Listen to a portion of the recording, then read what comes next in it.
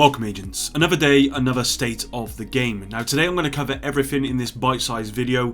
It will include the Medkit Exploit news, named weapon changes and a bit more. Now if you enjoy this one, please hit the like button below, subscribe for dedicated Division content, and let's get straight into this. Okay, so joining Hamish today was Rasmus, game designer at Massive that works on crafting, recalibration, mods and other bits and bobs. Now first up, the devs confirmed all of the details to come out of E3, including new information on episodes 1, 2 and 3, and they also showed a snippet of the E3 presentation that came from Terry Spire. Now I did cover all of this in my video yesterday, so feel free to go check that out at the end of the video. I'll leave a link down below. Now next up, the devs discussed the bullet registration issue. They've confirmed an inconsistency is present in the shooting range, which we already knew, but also in other areas of the game. Now they are investigating this right now and will update us shortly.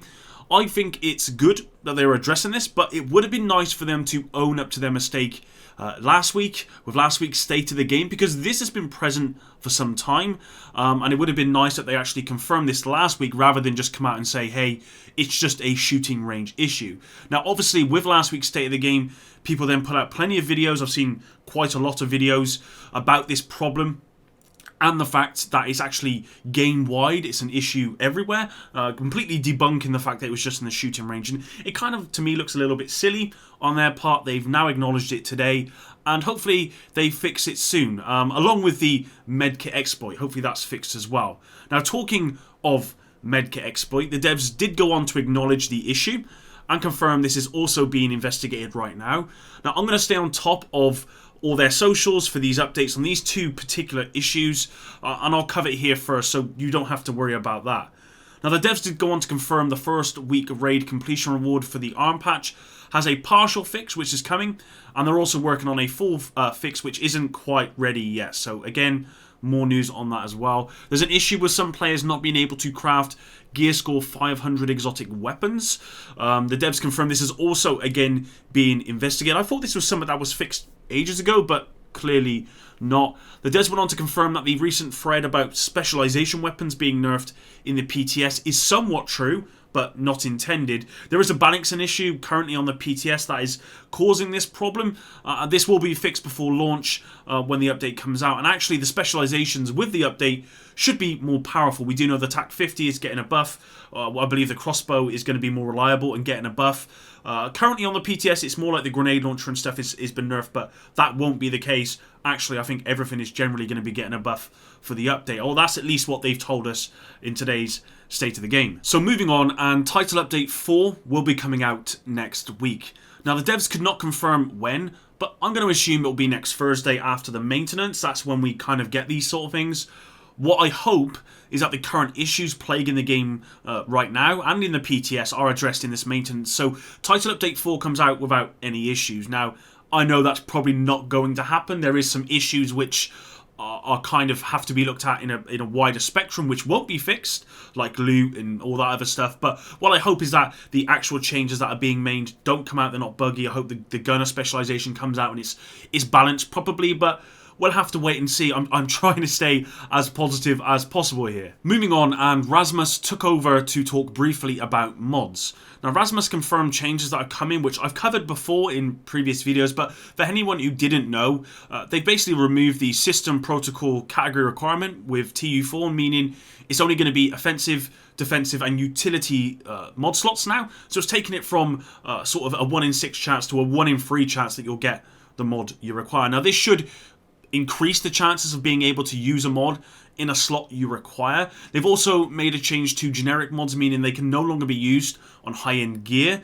And this was pretty much everything they had to say about mods, which for me was I'm trying to stay positive, but this was a real shame for me, in my opinion, because I think the community at the moment is crying out for some changes to be made to high-end mods, or at least for them to be acknowledged that they're looking into changes, and that's the main issue here is the lack of acknowledgement. But it would have been nice for the devs to address this in today's state of the game, even if they just said, hey guys, we're aware that you're not happy with, high-end gear mods, it's something we're looking into, and, stay tuned to our socials for more update on that. Even something like that would have been nice, but unfortunately, Rasmus had nothing to say about that. There was nothing more in state of the game about that. So I don't know. What we do know is for sure is that they are probably going to look at this, but it won't be until after Title Update 4 comes out, probably in the next update or next patch. We'll have to wait and see about that.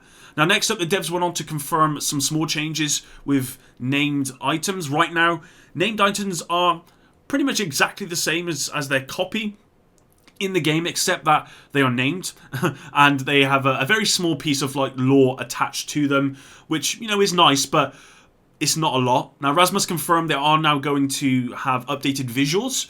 These will be sort of small texture changes that make them visually different. It's not going to be a massive change, but it's just a small change. They confirmed that these texture changes will show through any dyes you might apply. So if you were to put a pink dye on, say, the Virginian, and then you put a pink dye on the Virginian's counterpart, then you would still see the difference if that kind of makes sense to you. Now, I say the Virginian because the first 3 items to be updated, and before we go anywhere, I realise that I don't say free properly. I don't pronounce my THs. I pronounce it F-R-E-E. It's just the way I am. Okay, moving on. So the first 3 items to be updated are the Virginian, First Hand, and the Shield Splinterer. There will be more added in future patches and updates, but those are the 3 for now. So moving on, they briefly confirmed the existence of the new exotic holster, the Dodge City Gunslinger, on the PTS. Now, this is again something I've covered in detail before, and I'll leave another link below if you want to go check that out at the end of the video.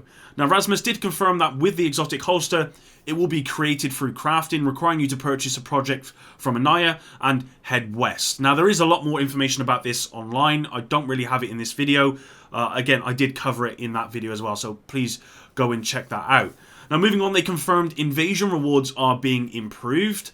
If you are at 500 gear score, then loot will drop at 500. And the same goes for named enemies in all hard and above missions. Now, for me personally, this was a bit of a surprise because I didn't know that named enemies in hard mode or above could drop gear below 500.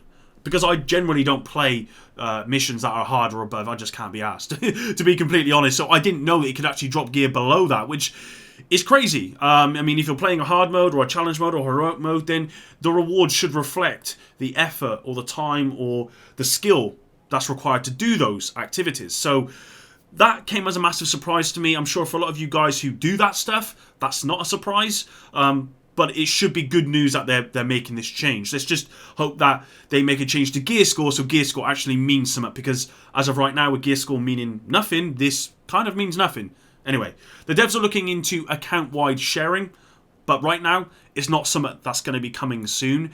If this is something they introduce, Rasmus did confirm that it will likely have a kind of like an opt-out feature or opt-in feature, so that if you wanted to experience the vanilla experience again, i.e. collecting all of your mods and all of that sort of stuff, then you could do that. That is an option for you. But again, it's not something on the table right now. It's likely something they're going to add at a later stage. Next up, and the devs confirmed the PTS will close this Friday. Now, the gunner specialization is free for everyone to test, so let's hope when it drops, it's in a good place. I've seen a few things about it, how strong it is. I've already seen, you've probably seen the skill tree yourself. Again, I've covered that, but the skill tree itself looks strong. To be fair, I don't think I'm going to use any other skill tree. It looks so strong, but we'll have to see what comes out with that. They went on to confirm that the Orcs battery mods will be getting a visual icon that matches their skill, i.e. turret mod for turret. You know, that's pretty self-explanatory, and this should make it easier to know what you have, which again makes sense.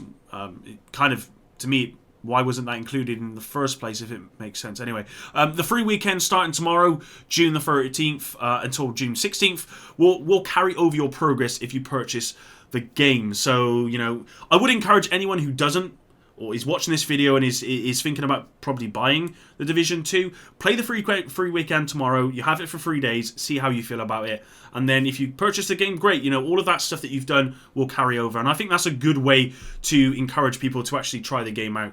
So a lot of people were burnt by the first one. So a lot of people probably haven't bought this game based off the first one. This should give you the opportunity to test the game out for yourself and see what you think. And that was pretty much everything the devs had to say in this week's State of the Game. Now, I have to admit, as much as I like to stay positive, and I've tried to do that in this video, I sometimes can't. Now, I'm still very much excited for Episode 1 and all of the other things to be coming out, but I really wish the devs would have tackled some of the issues in the community that are a real problem right now, like the loot problem, the mod problem, skills, and all the other things driving people away from the game. Now, I've said this before, but the devs came out every week and they communicate with us.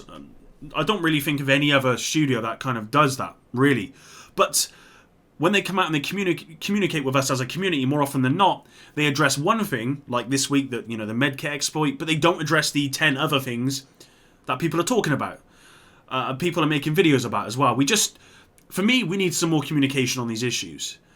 Even if the devs can't say what their plan of attack is to fix all of these problems, communicating with us and confirming this and acknowledging their existence, making us aware that they're trying to do something about it, is the best thing they could do. And we didn't get that this week, which is...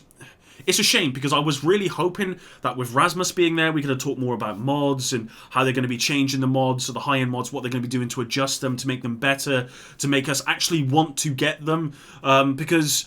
And that's what I thought it was there for, but really, Rasmus didn't add a whole lot to it. They just talked about the stuff we already knew, which is fine, but I think we as a community want more than that, and I think we deserve more than that. So I know I'm kind of going a bit negative here, and I try and stay as positive as possible, but it's hard to stay positive when all of the positive stuff, like the updates, are coming in the future, and they're not going to fix the core problems with the game.